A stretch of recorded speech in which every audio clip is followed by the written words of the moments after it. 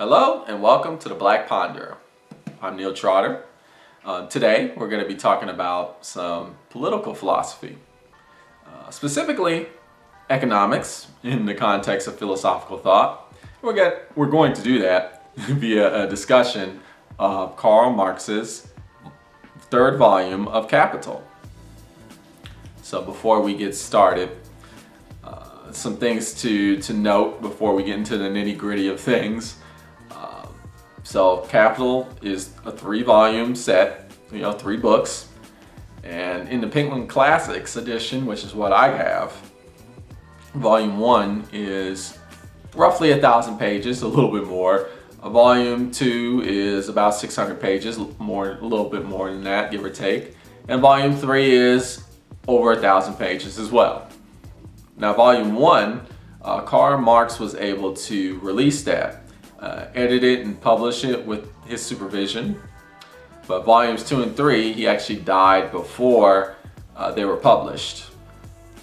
And his partner, his best bud, his fellow philosopher, Friedrich Engels, who is a prominent philosopher. We definitely will be doing videos on some of his texts, rest assured. He stepped up and organized all the rough manuscripts and notes and brain dumps that Karl Marx had, and tried to put it together and release a pretty good version of volumes 2 and 3. But we have to understand that these are this is not a completed version of what Karl Marx had intentionally, like what he wanted to publish is not complete. We have here rough manuscripts, rough drafts, notes, and that's particularly the case with Volume 3. It's pretty rough. It's incomplete. However, there are some very strong philosophical ideas in this volume, Volume 3. And there's a lot to go over in this text, right? Because, so it's a lot of pages, 1,000.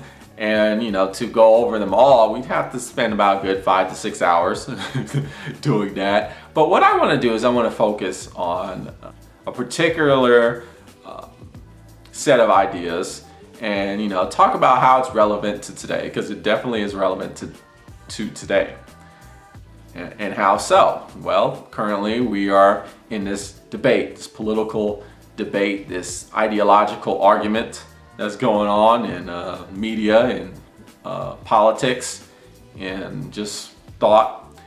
Capitalism, socialism, which one is better? Has capitalism completely failed us? Is socialism a better alternative, a better way to go? And there's a lot of heated discussion about this, a lot of emotion behind this debate, this talk.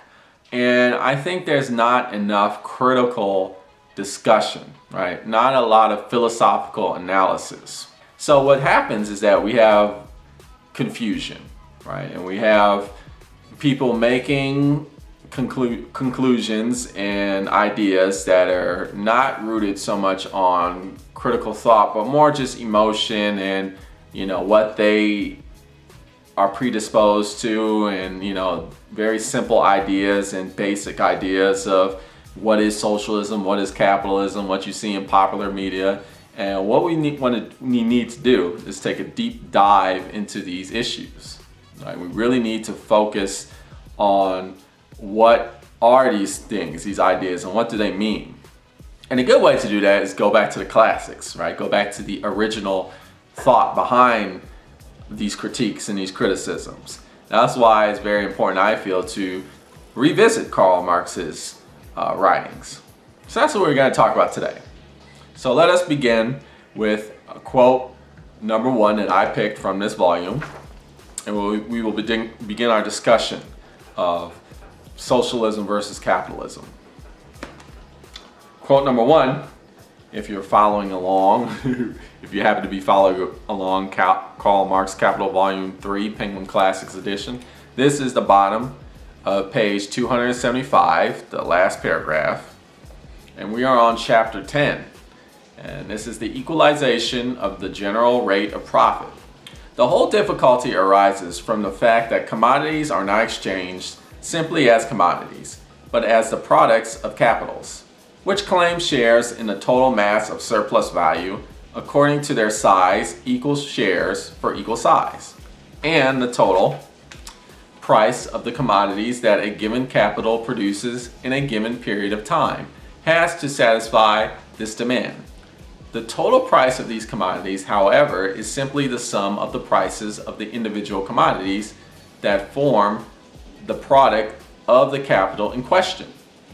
So the first thing we have to consider here is that within the context of capitalism, when we have commodities, what's a commodity? A house plant, a couch, a service, oil change. When you go to the oil change station, or the car mechanic gives you that service, a general service like that. We don't think of these things as commodities by themselves. We associate a price with those things. So together with the price and the commodity itself, that is the substance that we're dealing with. If we don't associate a price with that substance, then it's not a substance. That's the first issue of capitalism. So let me continue, next paragraph here, 276 page. The salient point will best emerge if we consider the matter as follows. Let us suppose the workers are themselves in possession of their respective means of production and exchange their commodities with one another. These commodities would not be products of capital. Workers would, and I'm skipping further down to the middle of the page, workers would have replaced their outlays, the cost prices of the means of production they had consumed, in the commodities that formed the products of their respective day's labor. These outlays would vary according to the technical nature of the branch of labor. Next, they would both have created an equal quantity of new value, i.e., the working day added to the mass of production. This would comprise their wages plus surplus value, the surplus labor over and above their necessary requirements, though the result of this would belong to themselves. If we express ourselves in capitalist terms, they would both receive the same wages plus the same profit, which would be equal to the value expressed in the product. So what's being said here? I refer to my notes that I take in the margins. I always notate things to try and work out the ideas and the meaning behind those ideas. So this is what I wrote.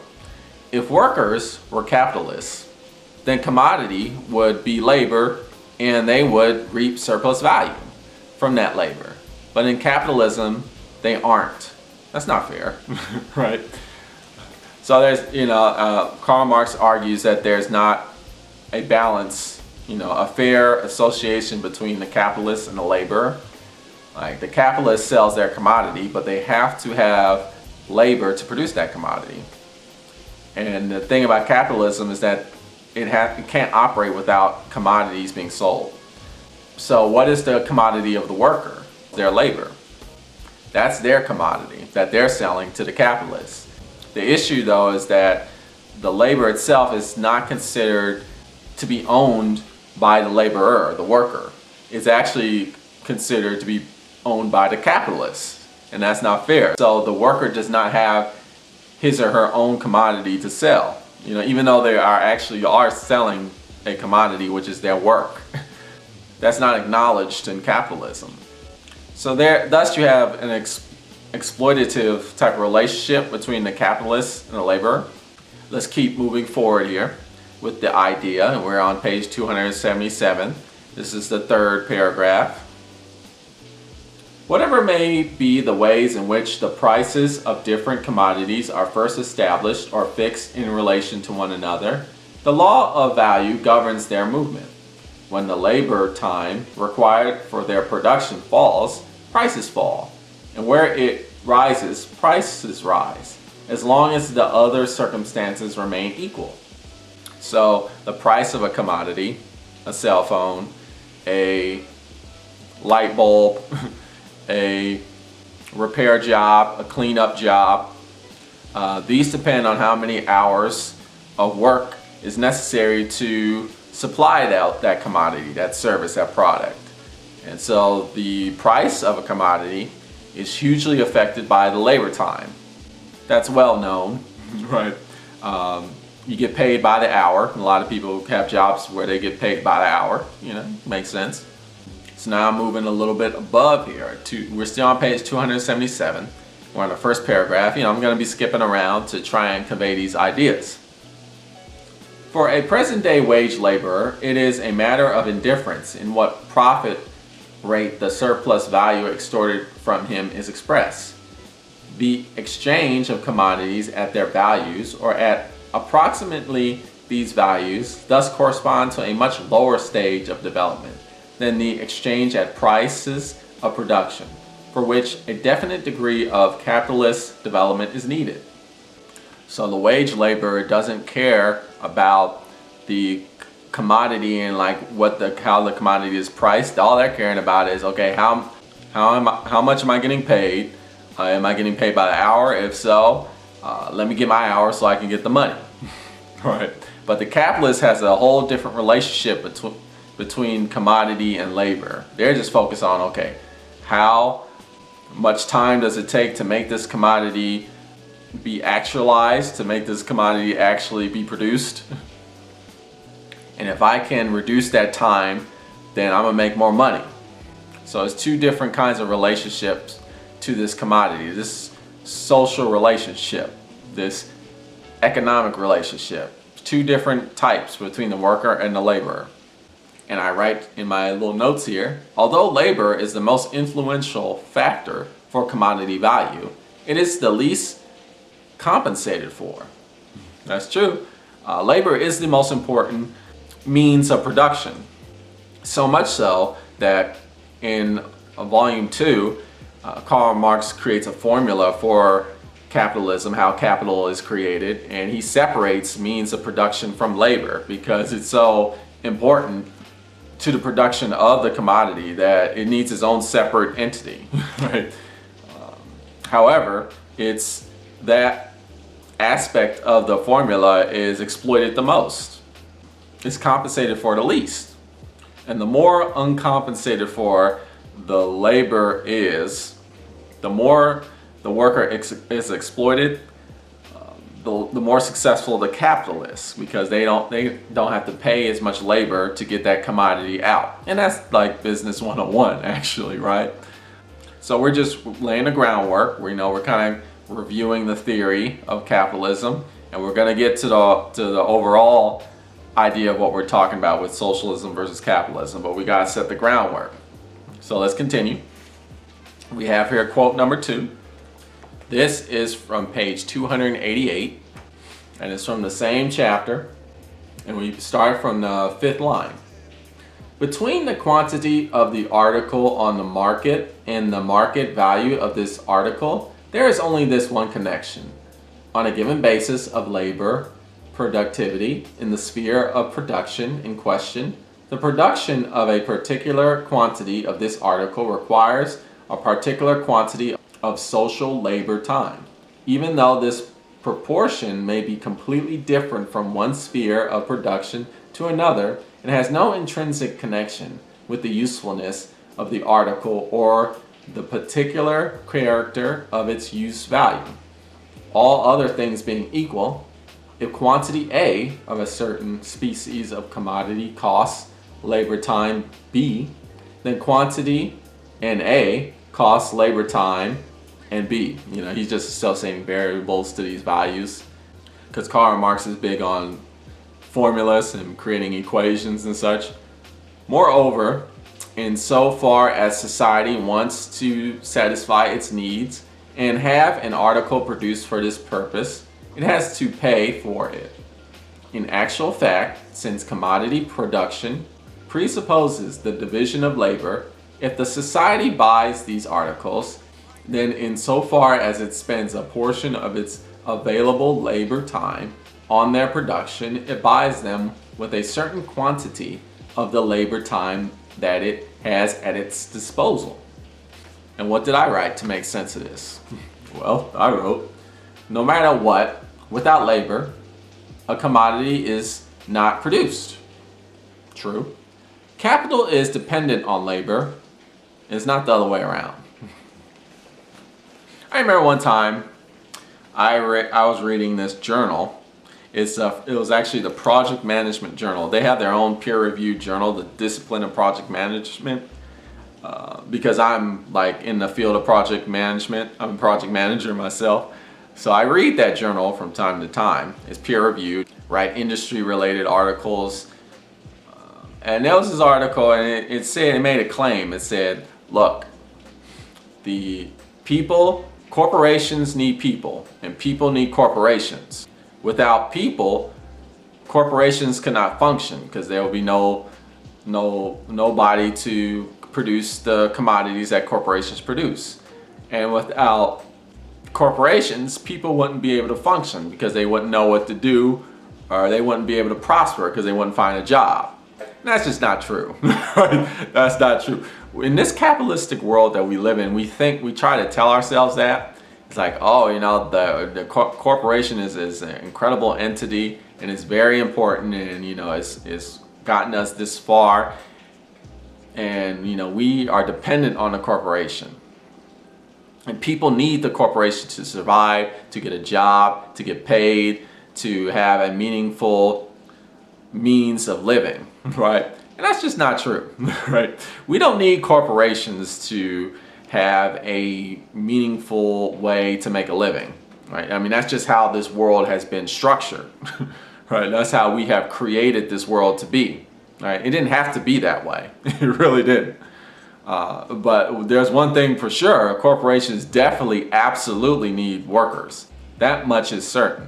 Without workers, a firm, a company, a corporation, a limited liability company, an LLC, how many other types of firms there are, S corporation, all those kinds of corporations, those organizations, they need people. They have to have it.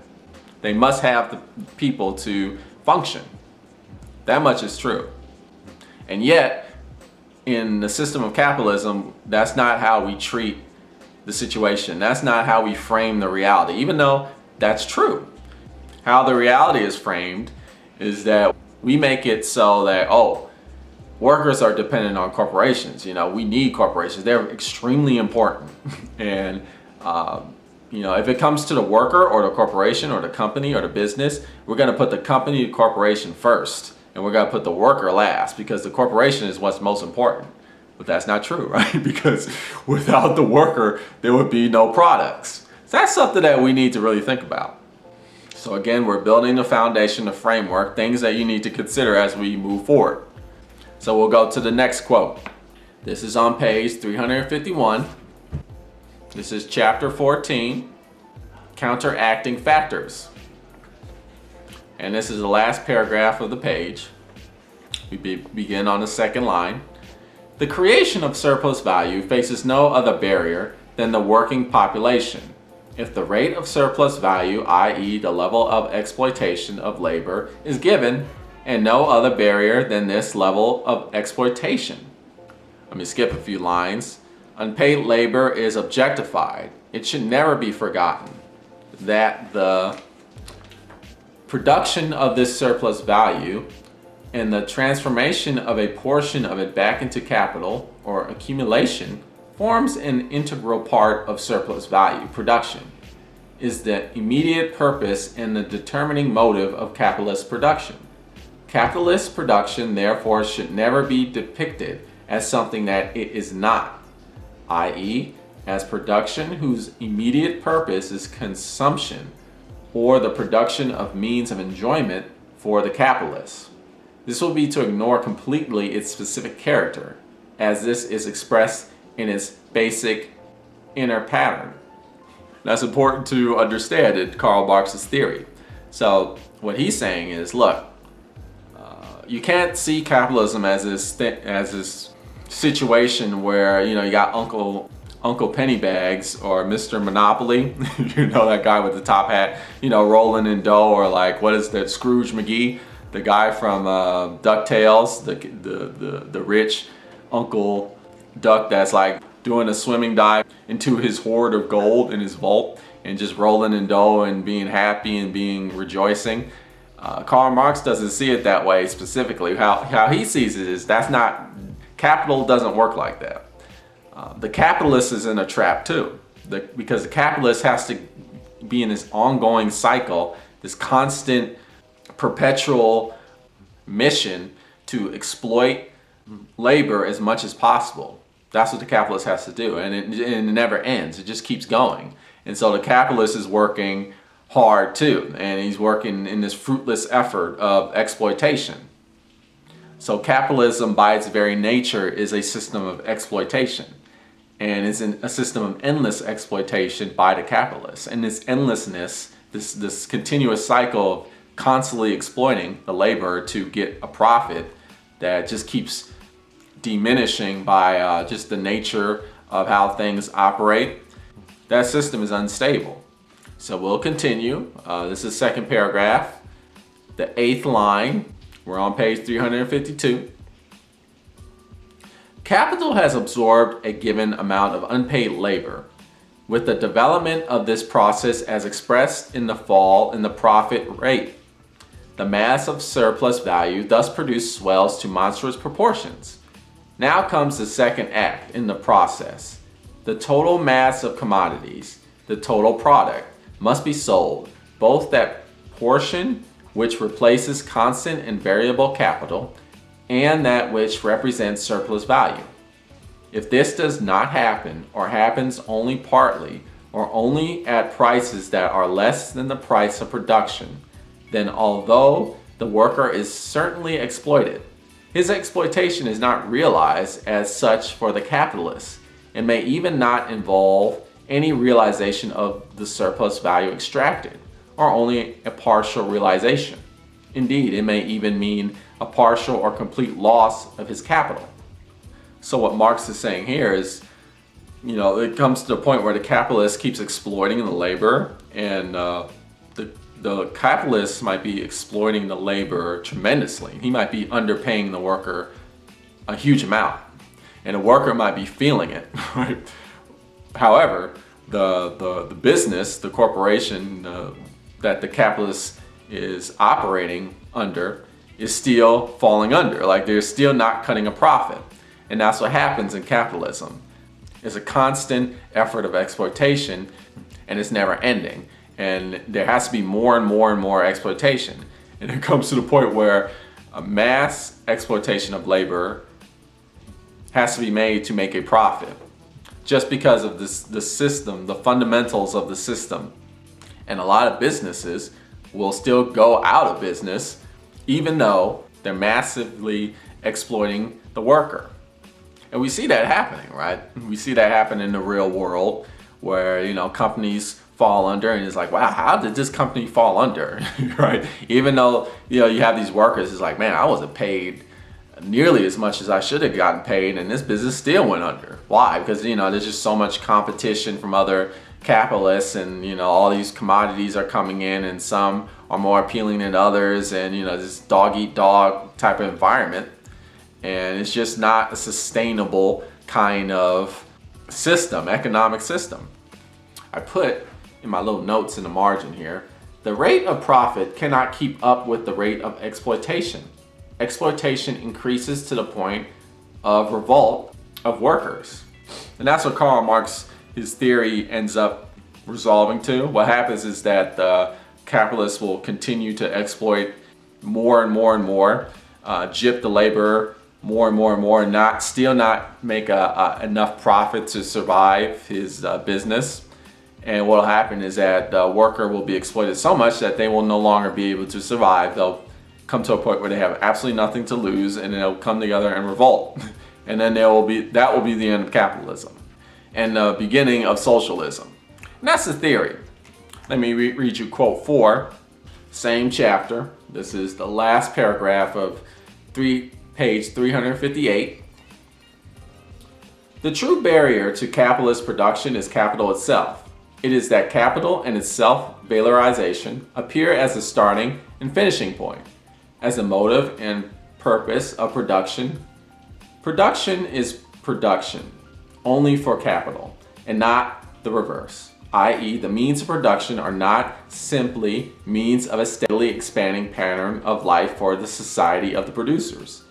The barriers within which the maintenance and valorization of the capital value has necessarily to move. And this in turn depends on the dispossession and impoverishment of the great mass of the producers.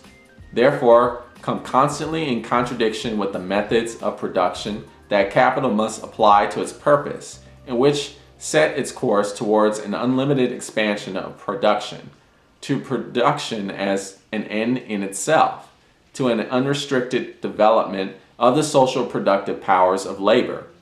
The means, the unrestricted development of the forces of social production, comes into persistent conflict with the restricted end, the valorization for the existing capital.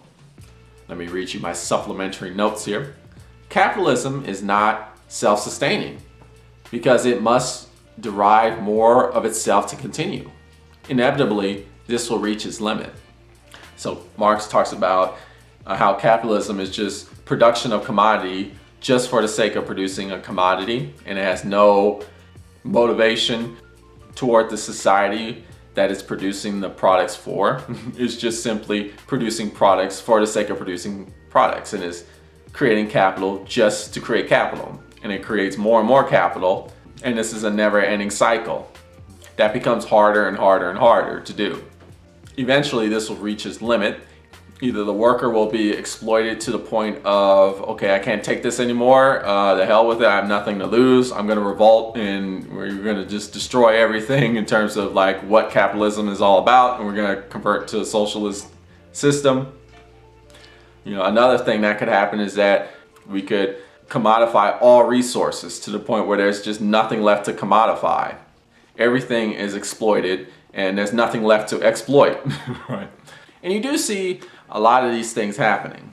If we're talking about exploiting resources to the point of, you know, there's nothing left to exploit, you know, you talk about things like pollution, climate change, you know, we're getting to the point where we're destroying our environment, or we're destroying the livability of our environment for human beings, right? Because we're exploiting so much in the sake of creating capital. And it is reaching a limit. This is true. And you know, if you're talking about exploitation of workers, we could talk about all the worker strikes that happen, and you know, all the unionization that goes on, and you know how the workers do revolt against corporations often. Like in America right now, teacher strikes are, you know, happening throughout the country.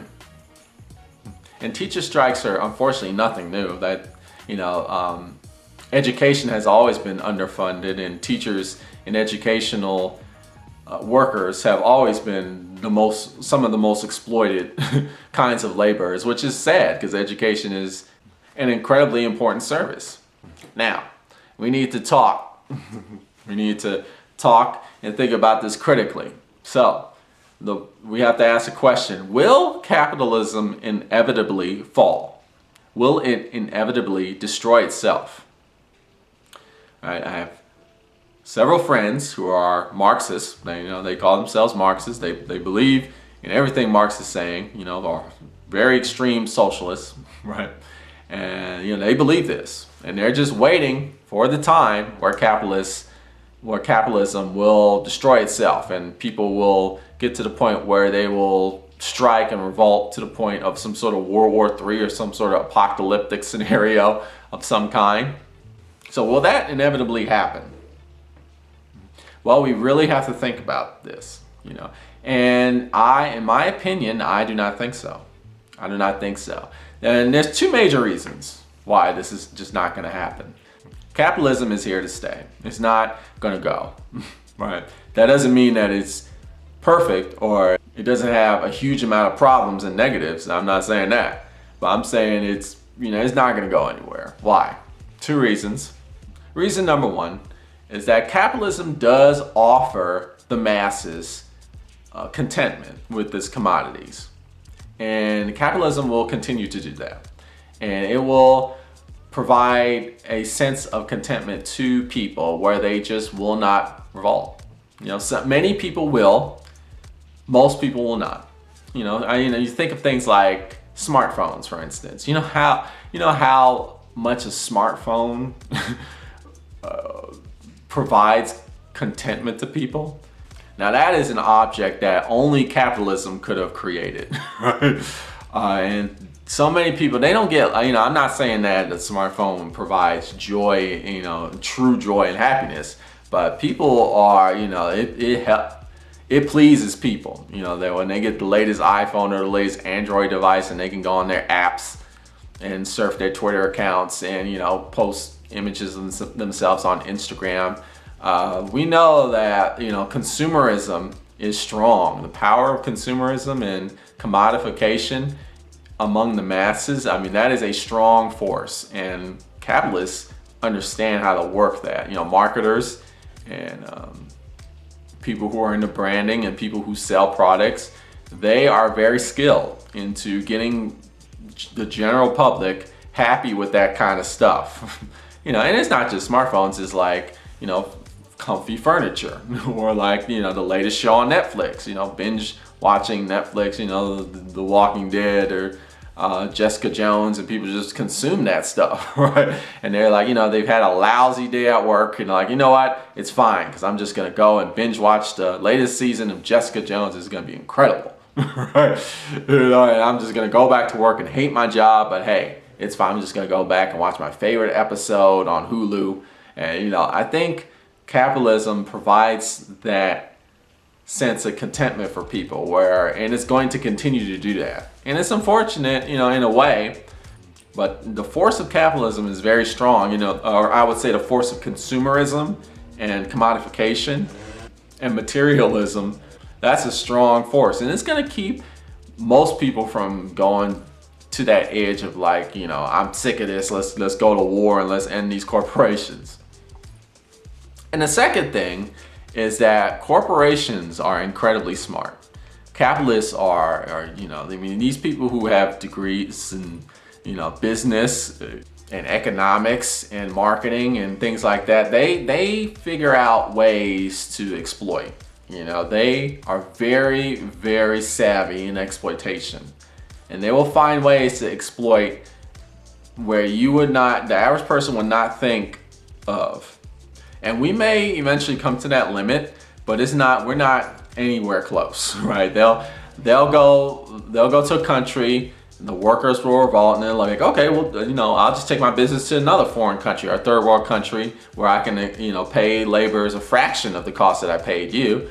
And then that country will go, okay, I'll just go somewhere else. Or like, I'll evade taxes by starting a bank in some country that doesn't have any tax laws.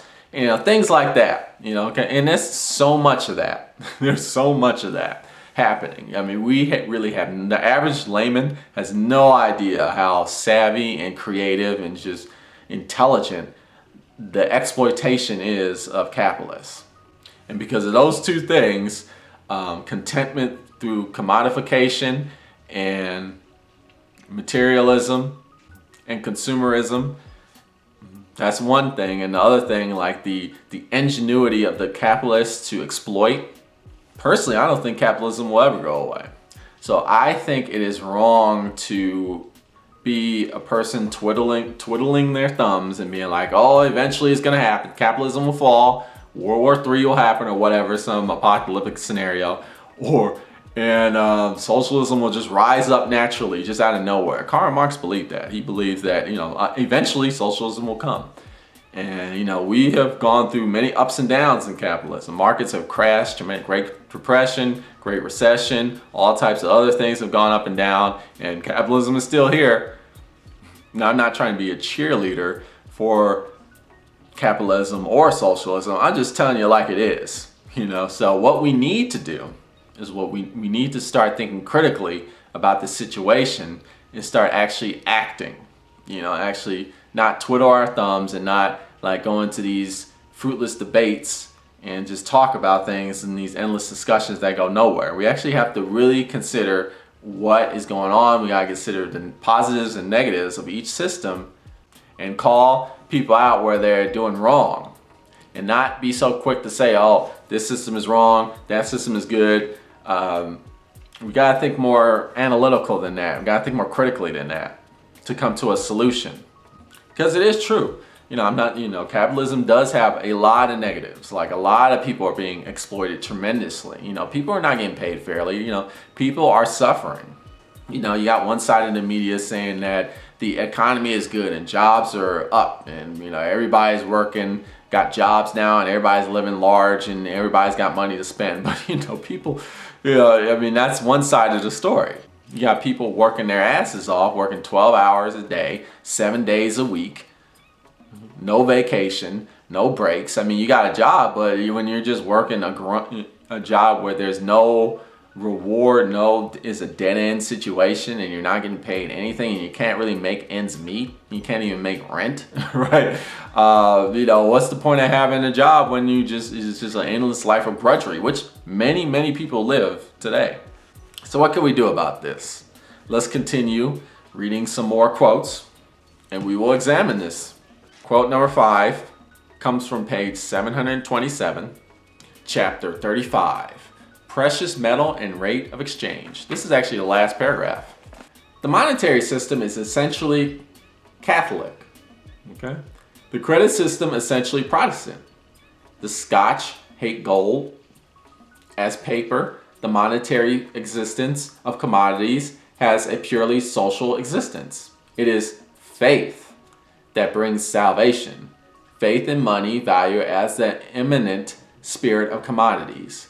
Faith in the middle of production and its predestined disposition. Faith in the individual agents of production as mere personifications of self-valorizing capital. But the credit system is no more emancipated from the monetary system as its basis than Protestantism is from the foundations of Catholicism. And I wrote, for my notes, money is fictional value. Now, that doesn't mean that it does not create real outcomes, because it does. Rather, it means that these outcomes are not true, and therefore can collapse when its falsehood is exposed. Okay, we have to believe in the power of money. Money doesn't have value, intrinsic value of its own. We have faith that that dollar is valuable. And that's how it's valuable. Once we begin to understand the truth behind where value comes from, that's when we can begin to dismantle the exploitation and call it out for what it is and do something about this economic system that has a lot of negatives, huge amounts of negatives. Okay, so we got to understand, how do we derive value? How do we do it? And a lot of how we derive value is based off of fiction. It's not real. So what is real? Commodities are real, right? A phone is real. Okay, talking to somebody on the phone, that's real. A chair, a comfy sofa, that is real. Sitting down on a comfortable, that's real, right? But how much does the phone cost? That's not real. How much does the sofa cost? That's not real. The iPhone costs $1,000. The BlackBerry costs $500. Why is it that the iPhone costs $1,000 and the BlackBerry costs $500? Does it have anything to do with truth? Right? Does it have anything to do with actual reality?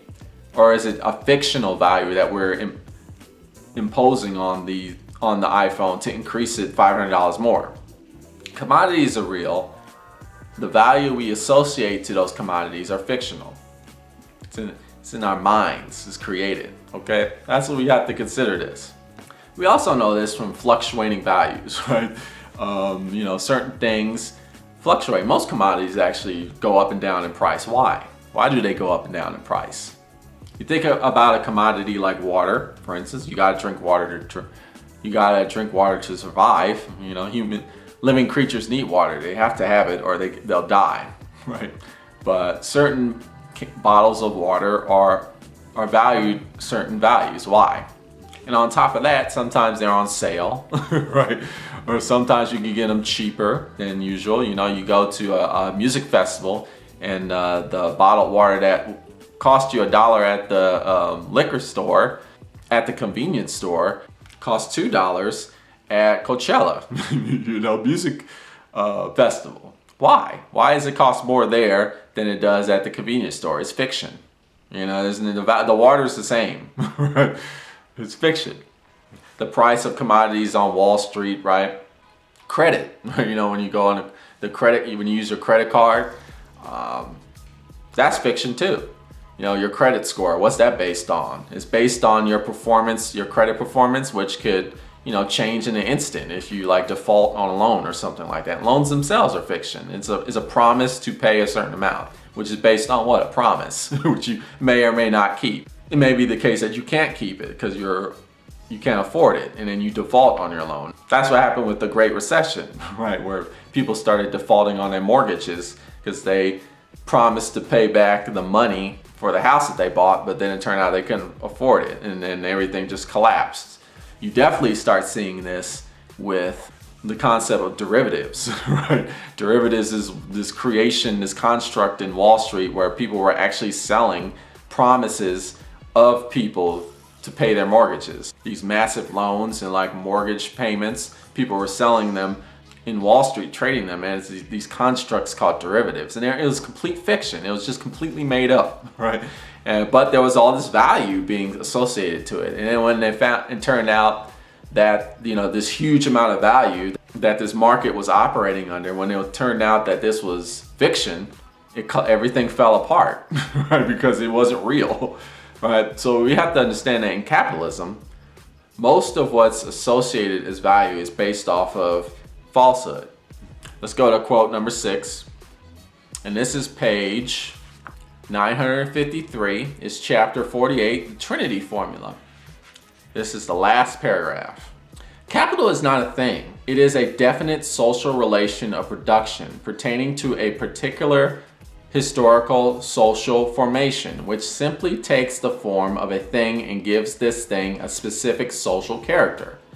Capital is not the sum of the material and produced means of production. Capital is the means of production as transformed into capital, these being no more capital in themselves than gold or silver or money. It is the means of production monopolized by a particular section of society, the products and conditions of activity of labor power, which are rendered autonomous vis-a-vis this living labor power, and are personified in capital through this antithesis. It is not only the workers' products which are transformed into the independent powers, the products as masters and buyers of their producers, but the social powers and interconnecting form of this labor also confront them as properties of their product. Here we therefore have one factor of a historically produced social production process in a definite social form, and at first sight a very mysterious form. So again, he's talking about capital as fiction. You know, it's this mysterious value that we associate to commodities. Now we're on the third paragraph here on page 954.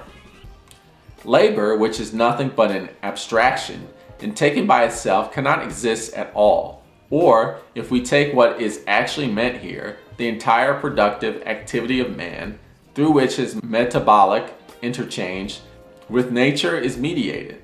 But this is not only divested of any social form and specific character, even in its mere natural existence, independent of society. It is lifted right out of society altogether and defined as the externalization and confirmation of life equally for a man who is not yet social and for man as socialized in some way or other. So listen to that. You know, Marx is saying this, like, listen to this. Capitalism, what does it do?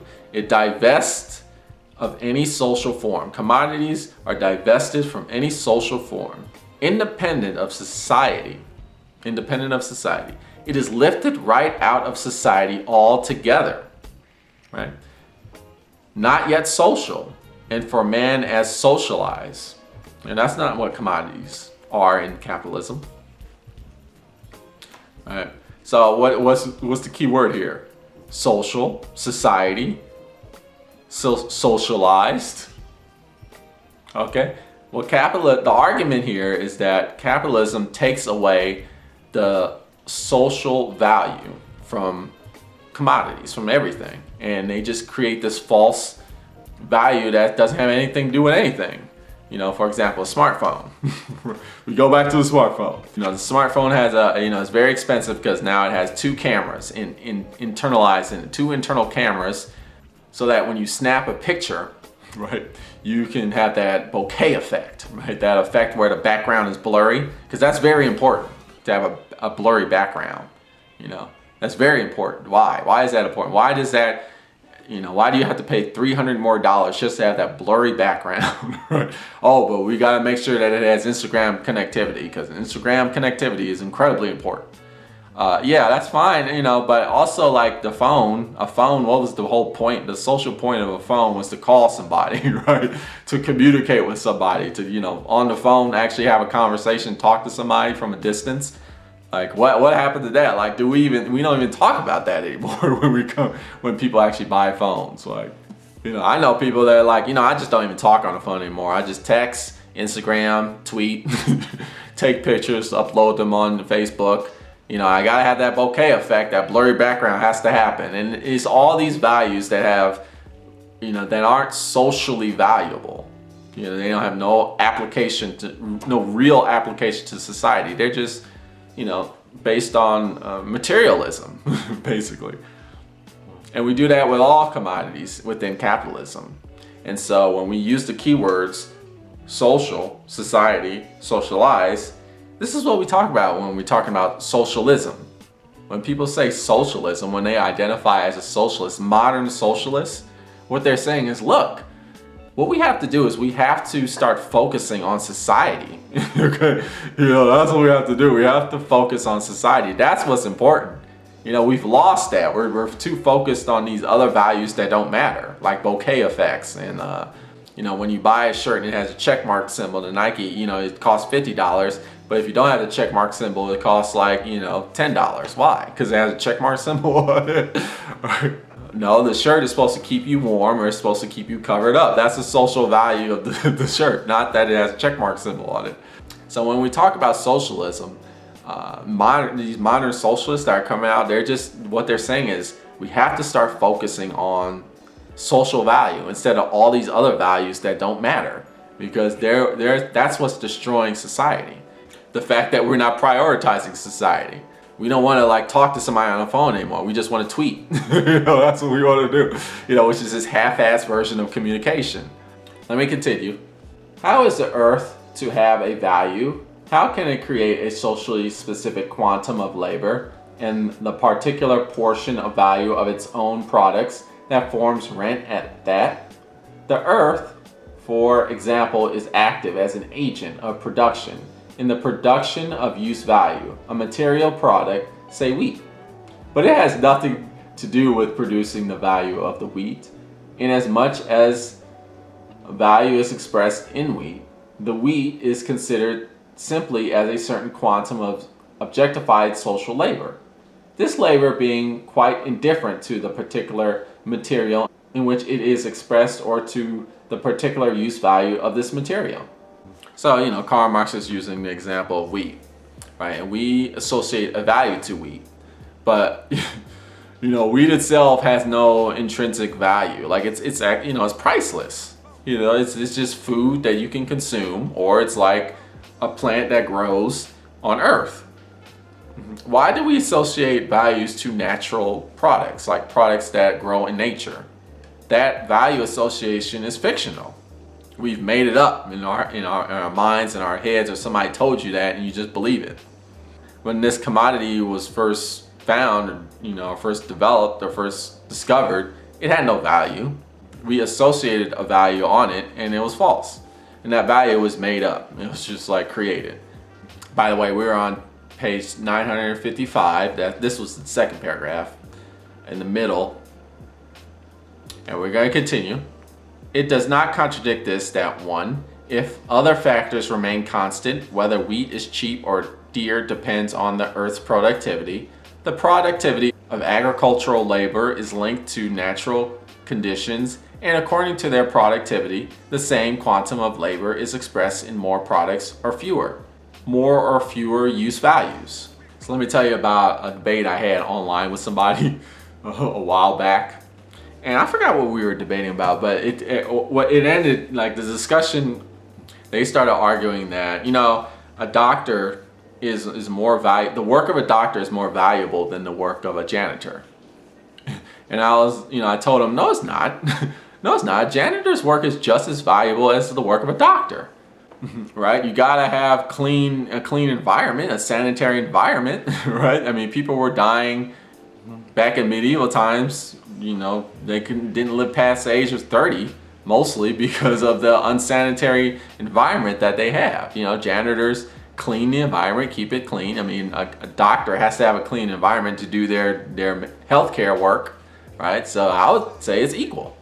And so the person countered, and they told me, well, so do you think that we should pay the janitor the same as the doctor? And I was like, no, of course not. You pay the doctor a lot more than the janitor. And then he said, aha, so you do think the janitor's work is more valuable than the doctor's. And I told him, no, I don't. Like, don't put words in my mouth, right? You pay the doctor more because for the doctor to do their work, there's more resources are needed for them to do their work. They have to go to medical school, they gotta go to college, they gotta get a degree, they have to do some residency program. If they're being some sort of specialist, it takes a lot of resources, time and money actually, it costs to get that kind of education. But even if it costs nothing, they would still have to put a lot more time into learning how to do that specific job. That doesn't mean that it's more valuable. It just means that a lot more resources are necessary to do the job. Some jobs require more resources to do, and some require less resources to do, but they're equally as valuable. And this is what I'm talking about. We associate this false value. You're like, okay, the doctor gets paid more, therefore he's more valuable than the janitor who doesn't get paid as much. Now, do we underpay janitors? Absolutely. I think we probably should pay janitors a lot more for the services that they provide. But a doctor should be paid more because, there's a lot of time and resources that are put into doing their work, and they should get compensated for that. That's not to say that the doctor's work is more valuable than the janitor's work. But what I'm saying is, where do we look for value? Right? We look for value in salary, wages, and we don't look at the social value. We don't focus on the social value of things. We look at the capital. We look at the capital value, which means nothing. It's meaningless. That's just compensation for the resources you put into something. Well, that's how it started, but now it's even more of a fiction. As we become this capital value has become even more fictional, and so you get these outrageous prices for things that have absolutely no value, no social value at all. Whereas things that have a lot of social value, they don't get any type of capital value toward them. And this is where the fiction comes from. Let's go to quote number 7. This is page 958, same chapter. We're in the middle of the paragraph here. Is one big old paragraph. The whole page is like half of a paragraph. A certain quantum of surplus labor is required as insurance against accidents and for the progressive extension of the reproduction process that is needed to keep pace with the development of needs and the progress of population. It is one of the civilizing aspects of capital that it extorts this surplus labor in a manner and in conditions that are more advantageous to social relations and to the creation of elements for a new and higher formation than was the cause under the earlier forms of slavery, serfdom, etc. This, on the one hand, it leads towards a stage at which compulsion and the monopolization of social development, with its material and intellectual advantages, by one section of society at the expense of another, disappears. On the other hand, it creates the material means and the nucleus for relations that permit this surplus labor to be combined in a higher form of society, with a greater reduction of the overall time devoted to material labor. For according to the development of labor productivity, surplus labor can be great when the total working day is short and relatively small when the total working day is long. So here we're talking about some of the benefits of capitalism. Like within capitalism, if it's regulated, basically what Karl Marx is saying here, although, again, he was very pro-socialist and he thought capitalism would fall. But I just wanted to highlight that quote because it's saying, like, there can be some social value within the context of capitalism. Like I said before, you do have these commodities like these smartphones or these television shows or these multi-million-dollar movies, these luxury cars, all these commodities like the general public can enjoy. Maybe designer clothes. I mean, this is not a designer shirt for sure. I got this on sale. But capitalism does offer some of these nice things that we can enjoy and consume. It's just that we have to manage the exploitation. That has to be regulated. So let me read you the last quote that I picked here. This is chapter 50, The Illusion Created by Competition. And we begin on page 1012. Much the relative quantitative proportions may fluctuate in each individual case. The specific shape in which the value components confront one another is presupposed because it is constantly reproduced, and it is constantly reproduced because it is constantly presupposed. Again, we're talking about false reality perpetuating itself in falsehood. So we just create these false values, and they just keep creating these other false values, and we're just operating on these values that aren't real. And this cycle of just falsehood continues, and that's why it's very susceptible to collapse, because it's not based on reality. It's not based off of truth. And now I'm on page 1014. We're in the second paragraph. Let's see, the 7th line here.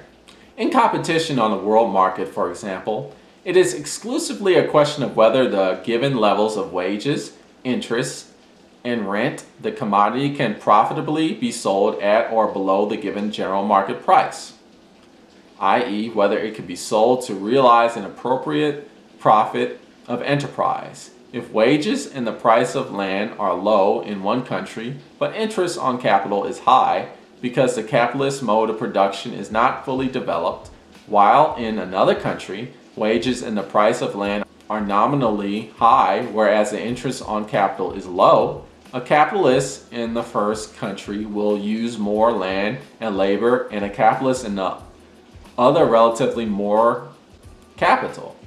In calculating how far competition between the two is possible, these factors are determining elements. Experience shows here, in theory, and self-interested calculation of the capitalist shows in practice that commodity prices are determined by wages, interest, and rent, by the prices of labor, capital, and land, and that these price elements are in fact the governing elements of price formation. So what's being said here? I refer to my notes. Competition as a value of capitalism is a lie. Capitalists who exploit the most win, right? The whole myth of capitalism is that it's great because you have people competing with each other, and the best products win. The most valuable products are the ones that go on top.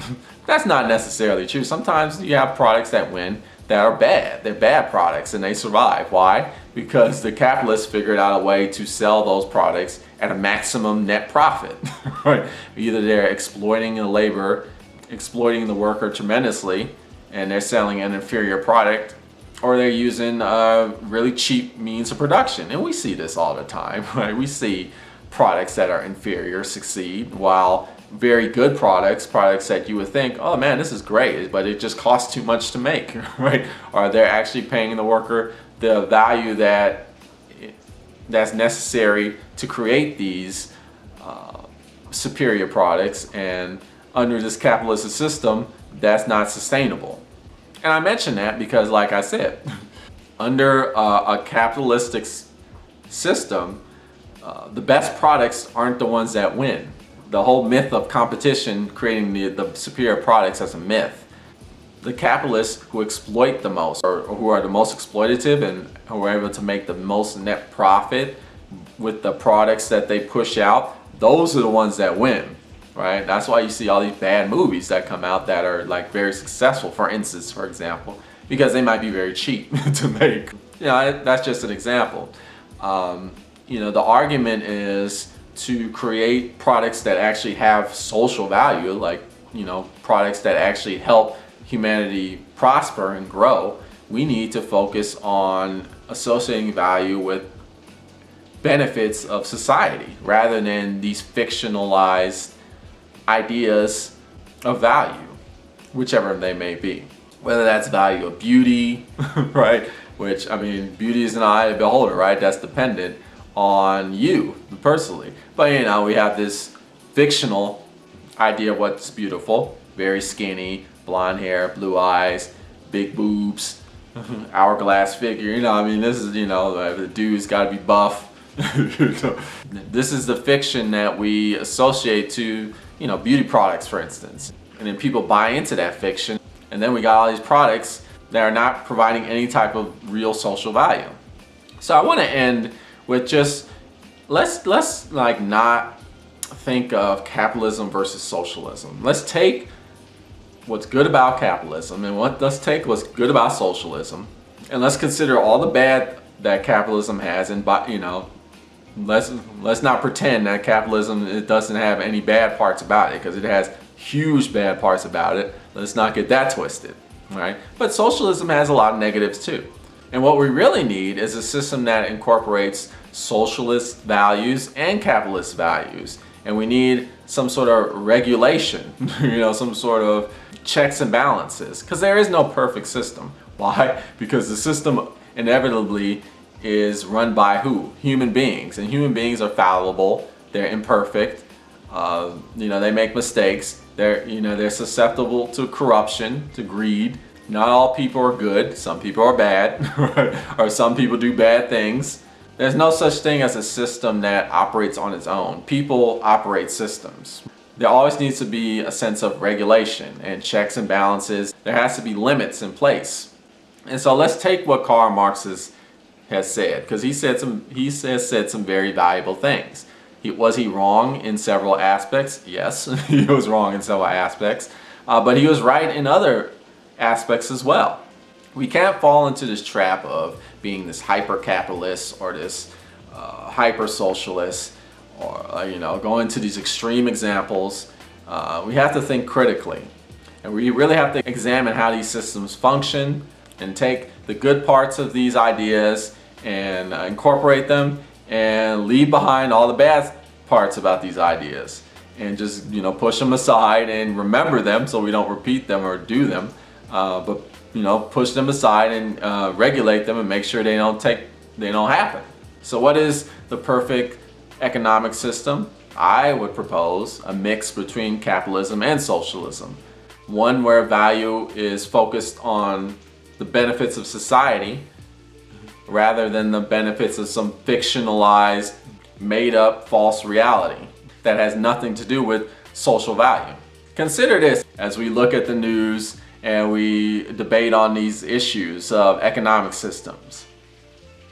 Well, you've been watching The Black Ponderer. Tune in next time for more philosophical thought.